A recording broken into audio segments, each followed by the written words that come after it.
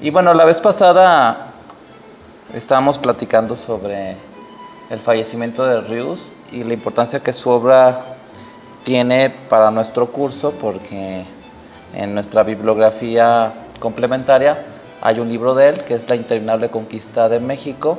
No es de los libros más recientes. Hay uno más reciente que no sé si lo conozcan. Aquí lo tengo. Bueno, eso es de La interminable conquista de México. Esta es la versión de bolsillo o el formato pequeño. Hay otro un poco más grande. Se lo recomiendo ampliamente porque nos ayuda a ver pautas que han pasado de generación en generación en nuestro pueblo. Ahorita vamos a platicar un poco de eso porque en esta clase vamos a platicar más de un libro que se llama México Bárbaro, que es casi no lo hemos citado, o a lo mejor lo hemos citado muy poco en lo que va de este curso, pero aquí sí vamos a ahondar un poco en esta obra, que esto es periodismo de investigación. John Kenneth Turner fue un periodista norteamericano que vino a México a investigar lo que estaba pasando en la época del Porfiriato. Esto se publicó en 1909 y ahorita vamos a ver algunas citas de esta obra y nos vamos a dar cuenta cómo las cosas no han cambiado prácticamente nada. Y este fue uno de los últimos libros de Rius, titulado ¿Cuándo se empezó a joder México? Un poco inspirado en la frase del presidente cuando él dijo ya hace algunos meses que él no se levantaba pensando cómo joder a México. ¿Sí supieron de eso, no? Y entonces esto le da a Rius la idea de pues escribir este libro, ¿no? Cuando se empezó a joder México, que también siento que se complementa mucho con el de La interminable conquista de México, porque nos permite ver esas pautas intergeneracionales. Y creo que el último libro que ya debe de estar a la venta se llama Los presidentes me dan pena. No lo tengo, no lo he comprado, y creo que hace un análisis desde Guadalupe Victoria hasta Enrique Peña Nieto. Entonces debe ser un libro interesante. Y bueno, yo les decía que en el área de psiquiatría infantil a mí me interesaba el fracaso de la educación en México, que es un libro también viejo, y tiene uno más reciente, que tendrá unos 2 años y medio, que se titula La disque reforma educativa. Que yo he usado este libro en una charla que di aquí hace algún tiempo, está en el canal de YouTube, se llama ¿A quién le importa la educación? En esa charla que di aquí en Salme, también la di en el San Juan de Dios, pero ahí no videograbé ni se transmitió, pero aquí sí, y ahí hablo sobre el sistema educativo en México, sobre los retos para la educación incluso a nivel mundial, y Rius es uno de los autores que cito. También cito a otras personas como Juan Ramón de la Fuente y a Fernando Sabater. Fernando Sabater tiene un libro muy interesante que se llama El valor de educar, donde hace reflexiones de mucho valor para poder entender en qué etapa estamos dentro del desarrollo de las familias y el desarrollo de la educación. Él comenta que es muy frecuente que los maestros en etapas escolares pues de repente vean que los niños no han sido suficientemente socializados. Es decir, los niños no pueden permanecer sentados, al margen de si tienen TDAH o no tienen TDAH, no han aprendido a respetar a los adultos, muerden a otras personas. Y a veces eso, a través de una mirada psiquiátrica, se tiende a clasificar dentro de las categorías psiquiátricas, pero resulta que simplemente ese niño pues no ha recibido una influencia de la familia como se tenían en otras épocas de la historia. De manera que a veces los maestros no pueden hacer su chamba porque el maestro dice, a ver, yo soy maestro y mi chamba es educar, pero aquí este niño me lo traen en estado salvaje prácticamente. Primero necesito que la familia lo socialice un poco, que le enseñe a convivir con otras personas para yo, maestro, poder hacer mi trabajo. Sin embargo, ha sucedido que la familia ha ido abandonando algunas funciones que tradicionalmente ha desempeñado a lo largo de toda la historia de la humanidad, y ahora eso se lo ha delegado a instituciones educativas o instituciones de salud. Y Fernando Sabater, en esta obra que yo les recomiendo, hace una reflexión muy interesante, porque él dice que en una sociedad donde los padres no quieren ser padres, el Estado y las instituciones por fuerza se vuelven más paternalistas. E instituciones de salud como Salme, por ejemplo, experimentan, y así dice Sabater, una peligrosa sobredemanda. Es decir, se empiezan a saturar los servicios porque mamá y papá no están haciendo su chamba, y esos problemas de conducta los estamos viendo como problemas psiquiátricos. Entonces nosotros tomamos la responsabilidad de la conducta de los niños. Fernando Sabater habla del eclipse de la familia, ¿no? La familia como una institución social que ha ido abandonando sus funciones. ¿Qué es lo que va a pasar con el paso del tiempo? Yo creo que a lo mejor se va a llegar a un extremo en donde la misma humanidad o la población mundial como un sistema se tiene que autorregular. Entonces posiblemente haya un movimiento pendular. Es decir, ahorita estamos viviendo una etapa en la que la familia no es muy importante, o las funciones de la familia no son prioridad para los adultos, pero quizá en ese movimiento pendular empecemos a ver que eso empieza a ser diferente, ¿no? Que los adultos empiezan a interesarse en ser mamás, en ser papás, que ya lo había platicado seguramente con algunos de ustedes en alguna charla, si han rotado conmigo. Si se hiciera una encuesta a adultos jóvenes en edad fértil y se les preguntara cuáles son sus metas en la vida, o qué es lo que quisieran alcanzar, o cómo ellos verían tener éxito en sus vidas, muchos dirían pues tener un buen trabajo, tener una buena casa, tener un buen carro, poder viajar, tener mi propio negocio, tener un puesto de gerencia. Sin embargo, es muy raro que un adulto diga, pues yo la verdad es que lo que quiero es ser un buen papá, ¿no? O yo lo que quiero es ser una buena mamá. Como que eso hasta ya ni se oye bien. Sin embargo, estos adultos jóvenes en edad reproductiva que tienen muchas expectativas fuera del ámbito familiar, pues resulta que sí quieren ser padres, ¿no? Que si uno les pregunta, ¿y tú quisieras tener hijos? No, pues sí, la verdad sí quiero tener hijos, pero no están interesados en hacer las funciones de mamá y de papá, que es harina de otro costal, ¿no? Una cosa es querer tener hijos, que es muy respetable si los quieres tener o si no los quieres tener, y otro asunto es querer ejercer las funciones de mamá o de papá.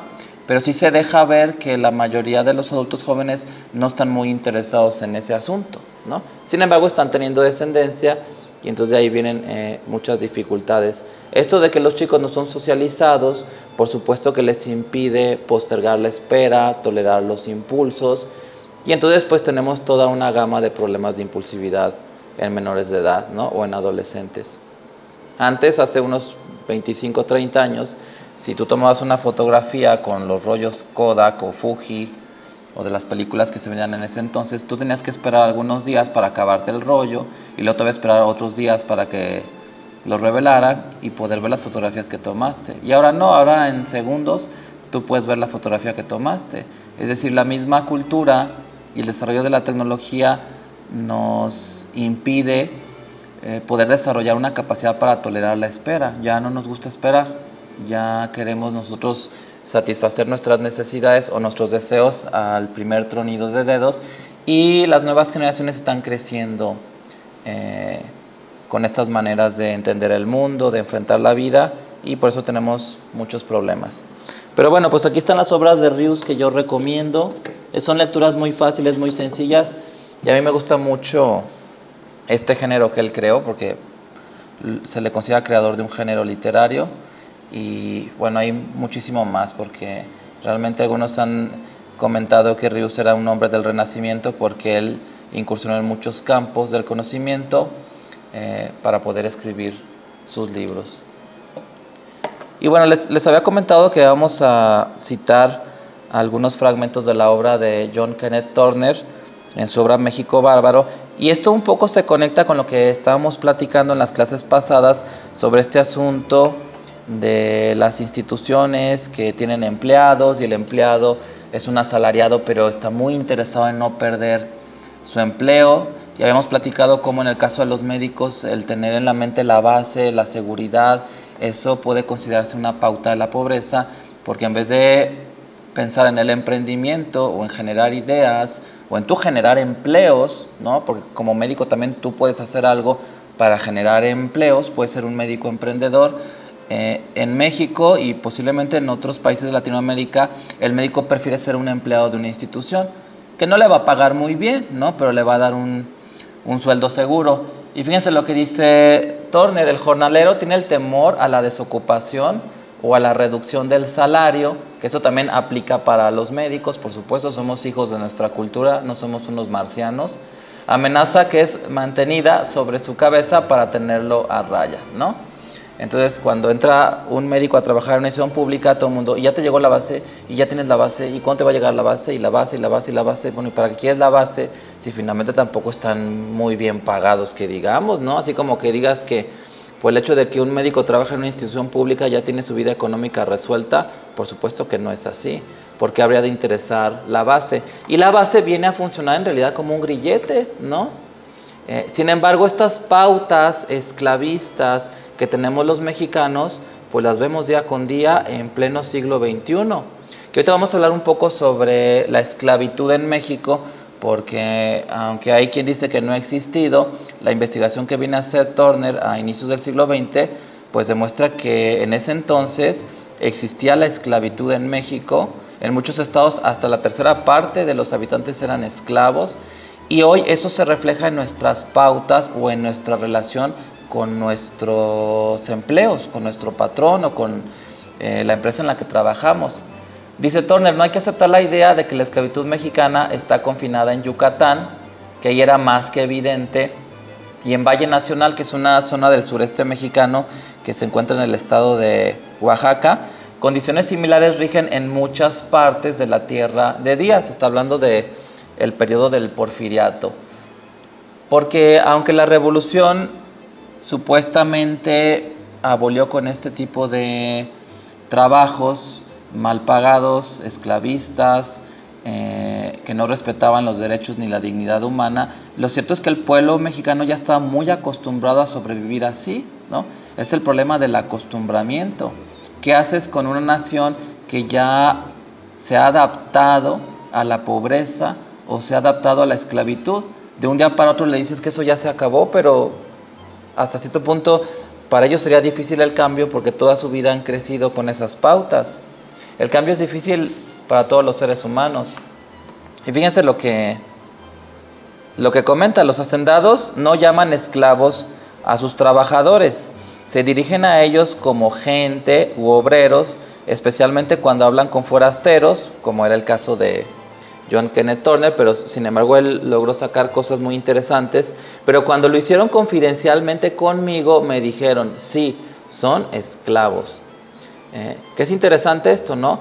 Y esto se fomenta gracias a que en México desde hace muchos años, si no es que siglos, pues nadie respeta la ley. Y que el gobierno está coludido con los grandes intereses y mantiene a gran parte de la población dominada. Y la población dominada pues sabe aguantar, ¿no?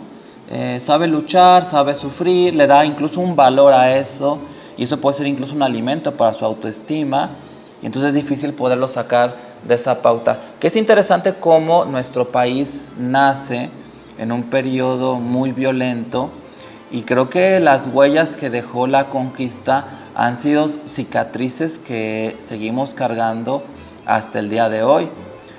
Lo más curioso de este asunto es que la conquista, y esto lo afirmaría Otto Rank si viviera, ha sido nuestro trauma del nacimiento.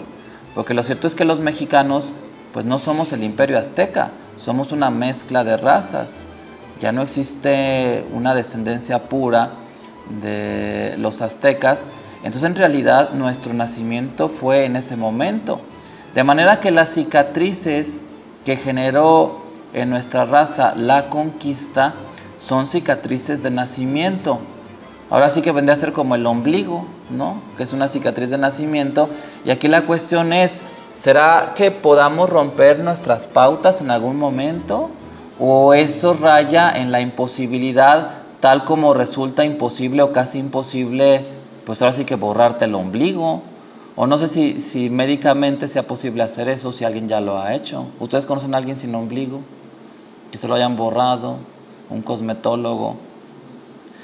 A lo mejor sí se puede, ¿no?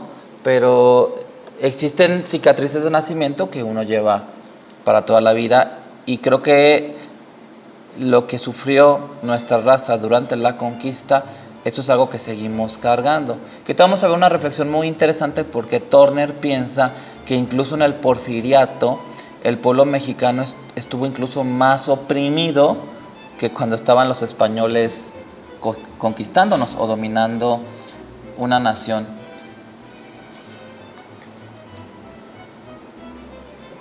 Bueno, fíjense, esto es interesante porque esto aplica para el día de hoy. Les recuerdo que esto se escribió en 1909. Todavía no se escribía la Constitución de 1917, que está cumpliendo un siglo, sino la que imperaba era la de 1857. Dice, descubrí que el verdadero México es un país con una constitución y leyes escritas tan justas en general y democráticas como las nuestras, que está hablando del pueblo norteamericano, pero donde ni la Constitución ni las leyes se cumplen. 1909, ¿no? Entonces échenle, son 108 años de que un periodista norteamericano dijo, pues fui a México, si hay una Constitución, la del 57, pero pues realmente nadie la está cumpliendo, ¿no? Y no por fallas en la ley, que entonces aquí también sería como una crítica a las personas que se dedican a hacer leyes, porque pues si en México no se respetan, ¿de qué sirve que nuestras leyes sean tan buenas como las que tiene el pueblo americano, si finalmente vivimos en una nación donde por más de un siglo, si no es que más tiempo, no se ha respetado?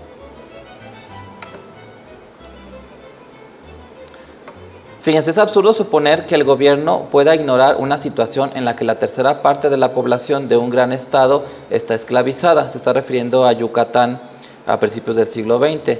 Sin la participación del gobierno, todo el sistema esclavista sería imposible.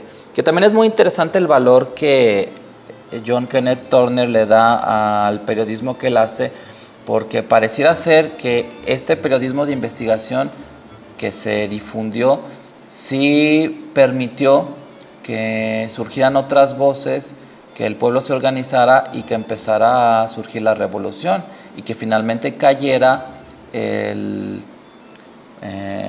pues el porfiriato, ¿no? Que Porfirio Díaz se fuera del país y que la nación entrara en otra etapa u otra forma de gobierno donde un presidente no pudiera permanecer por tiempo indefinido. Sin embargo, aquí lo interesante es que pareciera que nuestras pautas es como un guión que ya está escrito y que solamente vienen actores diferentes a representarlo, ¿no? En realidad, por 5 siglos hemos jugado la danza del poderoso y el oprimido, aunque con el paso de los años o de los siglos, el poderoso ha sido un actor y el oprimido pues ha sido el mismo pueblo, ¿no? Actualmente los mexicanos jugamos esa danza, o estamos involucrados en ese juego psicótico, como diría Mara Selvini. No tenemos una nación que nos está dominando, ni hay un poder externo que nos está conquistando, sino que nosotros nos bastamos y nos sobramos para continuar con esa danza, la danza del poderoso y del oprimido. Y de hecho hasta la cosa empeoró, ¿no? Por eso es que sería bueno cuando se hace un análisis político a lo largo de la historia de una nación, también tener una mirada sistémica, aunque sinceramente no sé quién pudiera considerarse una autoridad en esta materia. No sé quién podría decir, yo soy experto en un análisis histórico desde una perspectiva sistémica, porque obviamente desde esa mirada surgirán muchas ideas bastante interesantes y a lo mejor nos podría dar una metaposición para poder evaluar qué es lo que está pasando con nuestro país y de dónde puede venir la solución. Y bueno, aquí retomo yo un fragmento de la obra de Antropología de la Pobreza, que ya lo habíamos citado, pero es bueno traerlo a colación. Es una reflexión de Pedro, de la familia Martínez, donde él se queja de que la revolución no sirvió de nada, porque él sentía que seguía en las mismas condiciones. Dice, antes eran los dueños de las haciendas los que nos explotaban, ahora es el gobierno y los banqueros, todo es lo mismo.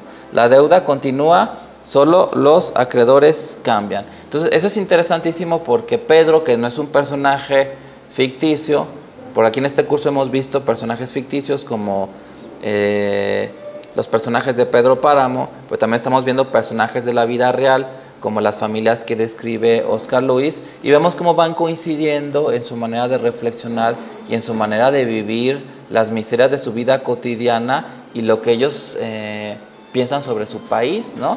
Pedro en realidad vivió en el periodo prerevolucionario, decía, pues éramos un pueblo explotado, viene la revolución y seguimos nuevamente con esta misma danza, seguimos siendo un pueblo en donde existe esta relación entre el poder y los oprimidos. Y dice, todo es lo mismo. Que entonces, desde el punto de vista de las familias pobres, pues por supuesto que no hubo ningún cambio importante en la revolución.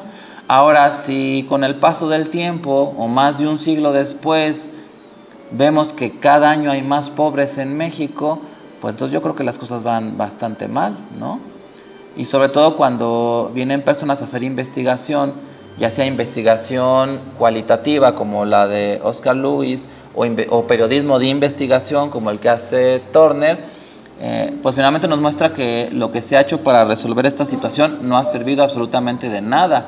Y no nada más eso, sino que quizás hasta ha empeorado las cosas, ¿no? Por eso es que Los Hijos de Sánchez fue una obra que generó mucho temor en el gobierno, porque estaba mostrando que la situación de las familias en México era terrible y que posiblemente no había ningún avance después de la revolución, a pesar de que el gobierno en turno, como sucede ahora, se jactaba de los programas sociales. Que bueno, si ustedes en su servicio social les tocó participar en los programas como IMSS Oportunidades, que ahora se llama, bueno, en mi caso todavía se llamó IMSS Oportunidades, que fue como en el 2005, pues ya se cambió a Prospera, ¿no? ¿O tuvo otro nombre? Ah, ok. Progresa fue antes, ¿no? Ajá, que ha ido cambiando de nombre, pero pues también uno veía que no había un gran impacto así, por las acciones que se hacían. Y creo también que el desconocer las pautas o desconocer la subcultura de la pobreza ha impedido que se puedan hacer o emprender acciones que puedan ayudar a disminuirla en nuestro país. Pero bueno, es interesante. Hay quien dice, por eso pongo esta caricatura, que el endeudamiento es una forma de esclavitud en el siglo XXI. Entonces tú puedes no considerarte esclavo, pero si estás endeudado con tus tarjetas de crédito, y eso implica que vas a tener que trabajar a lo mejor más, o apretarte el cinturón para poder salir de las deudas, pues claro que es una forma de esclavitud. Y lo cierto es que en México y en muchos países, si no es que casi en todos, pues la población de clase media y clase baja está muy endeudada. Deben su casa, deben su carro, tienen deudas con sus tarjetas de crédito, y esa es una forma también de esclavitud que sigue imperando. La esclavitud, por tanto, no se ha abolido del todo, se sigue presentando de maneras más sutiles que a veces no son fáciles de identificar, pero pareciera que al pueblo mexicano pues no le molesta mucho el papel de esclavo, o si le molesta, sabe que aguanta, ¿no? Que es capaz de tolerar ese tipo de sufrimiento y que por tanto se puede embarcar en una deuda importante. Por eso ya hemos visto en otras clases que el mexicano tira la casa por la ventana, se endeuda en el Buen Fin, no le interesa endrogarse, como se dice popularmente, con tal de poder tener algún bien o alguna comodidad. Y de hecho los grandes empresarios se aprovechan un poco de eso, ¿no? Banco Azteca, Electra, Coppel, esas empresas dan pues productos aparentemente a pagos, a varios meses sin intereses, pero realmente a la gente le cuesta más dinero adquirirlos, porque si le vas sumando y cuentas cuánto tiempo le tomó, pues esa mercancía le cuesta más cara, ¿no? Fíjense, eso es un poco fuerte y hasta triste, pero es una reflexión que les quiero compartir, porque casi no veo que se cite a John Kenneth Turner, no sé, aunque su libro se vende, pero no veo que otros autores lo citen. Dice, México es un pueblo muerto de hambre. Y que estamos hablando de 1909, han pasado 108 años. Una nación postrada, por supuesto, así nacimos, postrados. Es nuestra cicatriz de nacimiento o nuestro trauma de nacimiento. ¿Cuál es la razón de ello? ¿Quién tiene la culpa? Bueno, creo que el asunto está en los orígenes, porque ya hablando de otro tipo de cosas y a lo mejor en contextos diferentes a estas clases, seguramente hubo oportunidad de que platicara yo con algunos de ustedes de la importancia que le doy yo al comienzo de algo. ¿Cómo empieza algo? para que el proceso que inició pueda funcionar, pueda generar algún fruto, pueda llegar a una meta. Y eso lo remarco yo mucho, o lo menciono mucho hablando de procesos psiquiátricos, empezar bien. Pero sin embargo, también cómo empezó el pueblo mexicano, pues empezamos mal, empezó como una nación postrada, ¿no? Así fue el comienzo, no tuvimos un buen comienzo como quizá lo tuvieron otras naciones u otros grupos sociales. Entonces, hoy por hoy, 5 siglos después, seguimos pagando muy caro el que tuvimos un mal comienzo porque seguimos siendo una nación postrada. Pero una nación que está habituada, acostumbrada, adaptada, es decir, también es un rasgo evolutivo, a vivir postrado, ¿no? Sabemos ser pobres, nos fletamos, sabemos trabajar. De hecho, de acuerdo a índices internacionales, el mexicano es uno de los individuos que más horas trabaja y menos gana, comparado con otro tipo de personas habitantes de naciones distintas.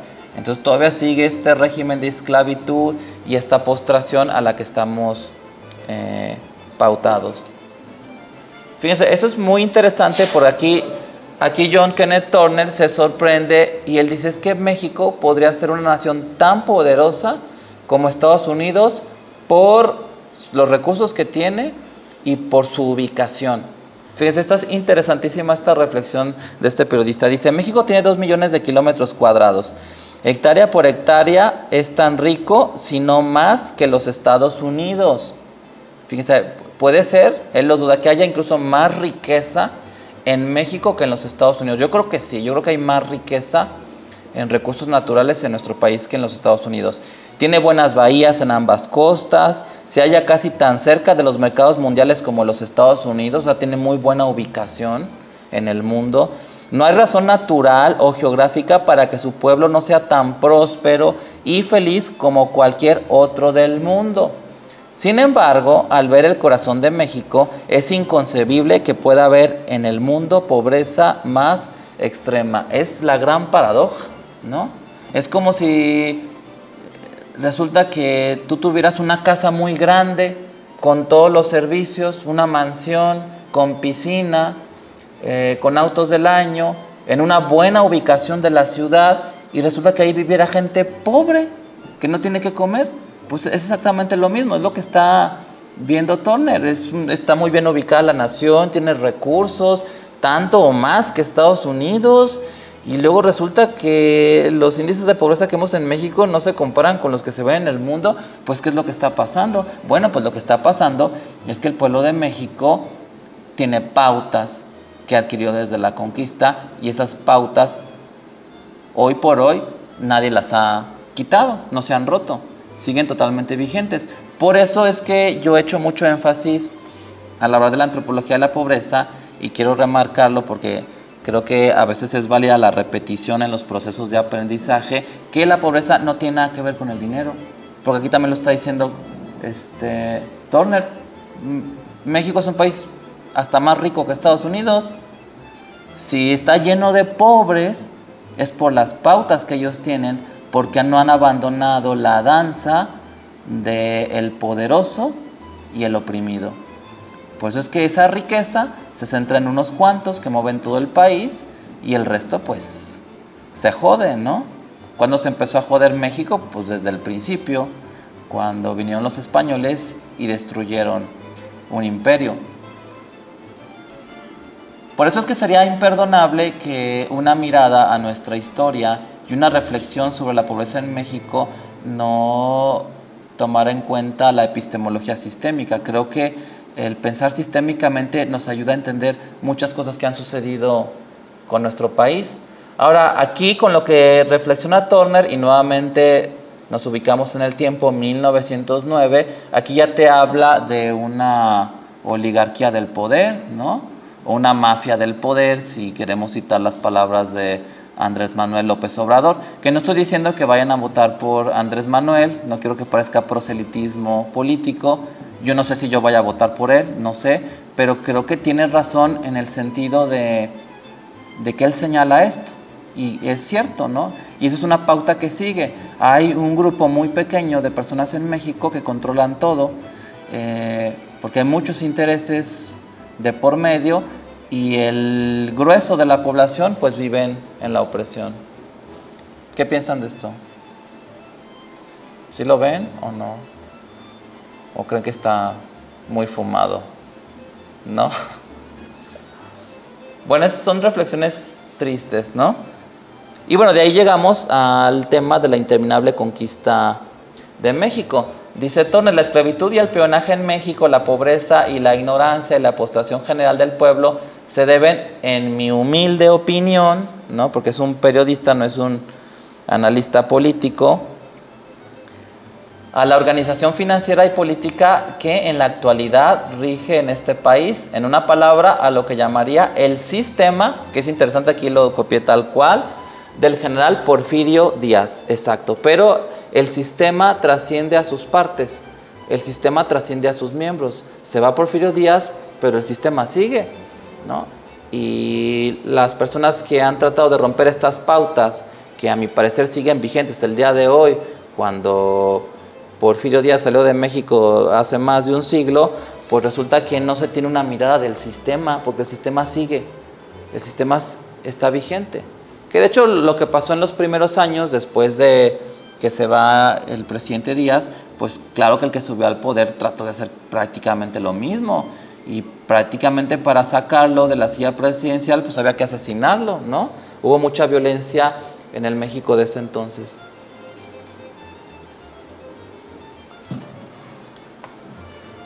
Quiere decir que si el sistema no modifica sus pautas, en realidad no importa si está Porfirio Díaz o no importa si gana el PRI, el PAN, el PRD, Morena, el Partido Verde, el Partido Alianza.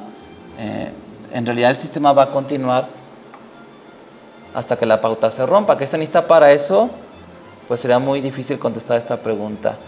Y fíjense, esta reflexión se me hace muy interesante porque yo creo que muchos no estarán de acuerdo y a mí me sorprende la reflexión que hace este señor. Dice, pero a pesar de que los señores españoles hicieron del pueblo mexicano esclavos y peones, nunca lo quebrantaron tanto como se le quebranta y destruye en la actualidad, 1909. En tiempos de los españoles el peón tenía por lo menos su parcela y su humilde choza, pero hoy no tiene nada.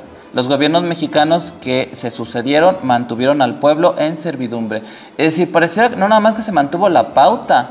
Por eso es que Ríos habla de la interminable conquista de México, ¿no? ¿En qué momento esa conquista va a parar? No nada más no se rompió la pauta, sino que pareciera ser que hasta se intensificó, al menos desde la visión de Turner. Que también es difícil tomar una postura de experto ante situaciones históricas porque no se ha vivido de manera presencial, ¿no? O tendríamos que tener una persona que tenga más de 100 años y que haya sido un gran observador de lo que ha pasado en este país por más de un siglo y que nos diga su opinión.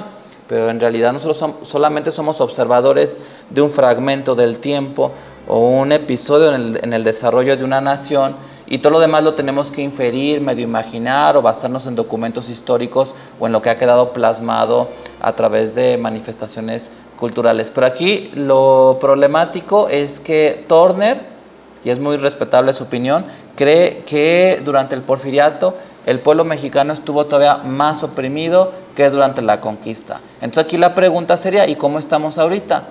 ¿Estamos mejor? ¿Estamos igual? ¿Estamos peor? Porque así como sistémicamente yo les pregunto a las parejas o a las familias cuál ha sido la mejor etapa de su historia, ¿no? Por ejemplo, tengo una familia, les digo, a ver, platíquenme cuál fue la mejor etapa de esta familia, ¿no? Y ahora háblame de cuál fue la peor etapa, el peor momento para esta familia, ¿cuándo fue? Para poder tener una idea de la historia de esa familia, de sus altas, sus bajas, y lo mismo aplica para las parejas. Háblenme de cuál fue el mejor momento de esta pareja, que a veces es interesante porque muchas parejas te dicen que el mejor momento fue cuando eran novios y que ya arrancaron mal, ¿no? Y cuando les preguntas cuál ha sido el peor momento, muchas veces es el momento actual, cuando los tienes enfrente de ti en el consultorio. Pero lo mismo aplica para el desarrollo de una nación. Aquí una pregunta interesante, que puede ser incluso un tema de tesis, aunque no estoy seguro que se los pudieran aceptar, pero sería interesante, es cuál ha sido el peor momento en la historia de México y cuál ha sido el mejor. Y de ahí ir viendo qué ingredientes o qué elementos han estado presentes en la cultura para poder ver hacia dónde nos movemos o qué es lo que se puede hacer. Porque si uno dijera que el peor momento fue la conquista, pues aquí tenemos un autor que dice, no, hasta 1909 el peor momento era el porfiriato, porque estaban todavía más oprimidos. Ahorita, pues, quién sabe, posiblemente si nos vamos a cantidades, como la población en México ha aumentado, por supuesto que el día de hoy hay más personas pobres en México que las que había en ese tiempo, por supuesto. Y fíjense, esto hasta parecen palabras de López Obrador, pero nuevamente no quiero que parezca proselitismo político, porque no quiero aquí mostrar una postura política y no es esa la finalidad de la clase. Pero dice, hay un conjunto de intereses comerciales que obtienen grandes ganancias del sistema porfiriano de esclavitud y autocracia. Estos intereses dedican una parte importante de su gran poder a mantener en su sitio al sostén principal, es decir, al presidente, que viene a ser como simplemente un símbolo, pero que hay una oligarquía del poder que lo pone en la silla presidencial a cambio de los privilegios especiales que reciben, ¿no? Entonces, mucho de lo que se mueve en la política mexicana, pues es este tipo de acuerdos. Este grupo minoritario con poder que se las arregla para tener a un presidente en Los Pinos, en la silla presidencial, y a la vez este presidente que estando en esa posición de poder favorece a estos pequeños grupos, ¿no? ¿Y qué pasa con el pueblo? Pues el pueblo se sigue reproduciendo y sigue inmerso en la pobreza. Y con una posición crítica bastante pobre por el nivel de educación que tienen. Y también porque las familias pobres, que ya lo hemos platicado y también nos ayuda a entender por qué se mantiene la pauta, viven en un microcosmos. Es decir, a las familias pobres no les interesa la política o no les interesa lo suficiente como para poder dar una opinión o formar un movimiento que sea capaz de cambiar al sistema. Por supuesto que ha habido sus grandes excepciones, sin embargo no es la tendencia general. Y se entiende porque las familias pobres viven al día. Es decir, si solamente tienes 10, 15 pesos en el bolsillo, pues no te importa quién es el presidente de México o quién es los que están en su gabinete. Lo que te importa es ver si vas a poder comer ese día. Es decir, las necesidades más básicas, por supuesto que se vuelven apremiantes y no te interesa mucho lo que está pasando en otras esferas de tu país. Lo que describe Oscar Luis es que las personas inmersas en la pobreza, pues les preocupaba su vecindad, su barrio, y a lo mejor los intereses políticos que pudieran tener es cuando va un candidato, ¿no?, a uno de estos lugares, a una colonia pobre, a un ranchito, a una comunidad, y promete ponerles luz, agua, drenaje, y entonces empiezan a interesar, pero finalmente votan o les dan una despensa, votan por ese candidato, llega al poder, y la persona que llega al poder finalmente no da el apoyo que prometió, y la gente dice, bueno, pues finalmente así son los políticos, nosotros estamos preparados para aguantar. Esto es una preparación de siglos para aguantar, entonces pues nos la seguimos llevando así. Pero no tiene una visión más amplia sobre su posición. Que de hecho hace unos días, creo que 2 días, nos tocó ver una familia donde una mujer incluso tenía dificultades para saber qué edad tenía su papá, porque resulta que al hacer el esquema de la familia o genograma, pues nos damos cuenta que un señor de 39 años, pues resulta que era bisabuelo, ¿no? Tenía 39 años y era padre de una chica de 20 o 21 que decía que era la hija número 10. Entonces, sí, como que a ver, o hay discapacidad intelectual en la persona que está dando la información, o de plano es esta pauta de la pobreza de no estar consciente del tiempo, ¿no?, en dónde estás. De hecho, si uno se interesara por escribir la biografía de una persona pobre, pudiera ser que esa persona pobre sea una pésima fuente de información sobre su propia historia, porque no hay una conciencia del tiempo, de cuándo naciste, ni siquiera hay un registro. De hecho, hagan el experimento en personas de un nivel socioeconómico muy bajo, pregúntenles cuál es el recuerdo, aquí está un poco psicoanalítico, pero se vale, ¿cuál es el recuerdo más antiguo que tienen? O el primer recuerdo que tienen de su vida, y se van a sorprender porque se van a topar con personas que empiezan a tener recuerdos por ahí de los 10 años, 11 años, ¿no? Y así uno, pero ¿cómo puede ser si hay personas que tienen recuerdos desde los 3 años? Y de repente conoces personas que no, es que yo me acuerdo cuando tenía 10, pero antes no tengo ningún recuerdo. Que eso es interesante y es también tema de investigación, la percepción del tiempo en estratos socioeconómicos bajos. Y fíjense, esto también es muy interesante, de manera que la obra de Turner se complementa con las descripciones de Oscar Luis. Dice, por lo que se refiere al vestido y a la habitación, el mexicano ordinario disfruta tan poco de uno y otra como puede imaginarse. De ahí también un poco el estilo de Cantinflas como buen representante del pueblo mexicano, ¿no? La manera de vestirse, pues bastante interesante. Dice, las casas de vecindad de Nueva York son palacios comparadas con las casas de vecindad de la Ciudad de México, por supuesto, ¿no? Cuartos que ni siquiera tenían baño. Que a veces cuando me ha tocado ver niños que desarrollan fobia al sanitario, pues a veces lo que me falla es preguntar en dónde está o qué recorrido hay que hacer para acceder a un lugar donde una persona pueda hacer sus necesidades, ¿no? Porque si uno dice, no, pues el baño está ahí en la casa, y resulta que no, que el niño desarrolló una fobia porque para ir al baño a lo mejor tiene que cruzar un pasillo muy oscuro y ya dijeron que allá hay fantasmas, o tiene que pasar frente a la casa de Jolis, la de enfrente, y que dicen que es bruja y así. Entonces puede haber muchas barreras o muchos obstáculos que un niño tenga que sortear para poder ir al sanitario, y ahí se pueden desprender muchas fobias, y a veces eso no lo detectamos porque no entendemos sobre las características de la pobreza. ¿Por qué la mujer se queda? ¿No? Esto es una reflexión que hace Rosa, la madre de familia de los Gómez, y que yo creo que esto se ha repetido o ha encontrado eco en muchas familias a lo largo de generaciones. ¿Qué quieres que haga, hijo? Es tu padre. Eso creo que se lo está diciendo a Alberto, ¿sí?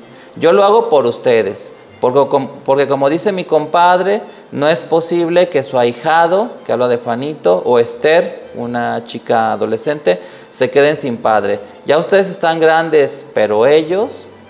Eso hace que la mujer se quede, porque ya para entonces el señor Agustín pues ya le había puesto el cuerno a la señora, no aportaba, prácticamente Rosa mantenía a Agustín, y finalmente esa es la explicación que ella daba, ¿no? Y luego Esther le dice a su mamá, para lo que nos ha ayudado, ya ves, de chicos nunca nos llevó al cine, y la vez que te dejó, ya se te olvidó, esa vez que fue con su mamá y con la mujer que embarazó y que no teníamos ni qué comer. Cuando tú te enfermaste y estabas en el hospital una semana, ni siquiera fue a verte, ni una sola vez, como si no tuvieras marido. Que eso es interesante porque lo hemos visto aquí, cuando yo a veces pido que venga el papá, pues resulta que la madre de familia me dice, ¿cómo cree que va a venir el papá? Si cuando yo me alivié del chamaco, se complicó el parto, y me tuvieron que pasar hasta terapia intensiva, y el señor nunca se paró en el hospital, ¿no? O cuando el niño se fracturó y lo tuvieron que intervenir y poner material de osteosíntesis, el papá nunca se presentó en el hospital. Pues claro que ante eso nos vemos ante el gran reto y la enorme dificultad de que si en esas situaciones médicas muy delicadas el señor no se digna a pisar un hospital, pues en una consulta de psiquiatría infantil o una terapia familiar, pues seguramente no le va a parecer nada atractivo, ¿no? Sin embargo, esto se repite en muchas familias mexicanas. La mujer vive como si no tuviera marido, pero no le importa porque es la mamá del señor.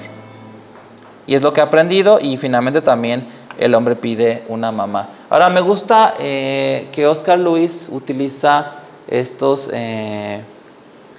expresiones bastante populares, que esto también lo vemos en la obra de Mariano Azuela, en Los de Abajo, en donde él escribe como la gente habla. No se va ahí a que la palabra esté en el diccionario, sino que lo plasma fonológicamente como la gente habla, ¿no? Que eso también es muy interesante y es una pauta de la pobreza que vale la pena platicar con más detalle.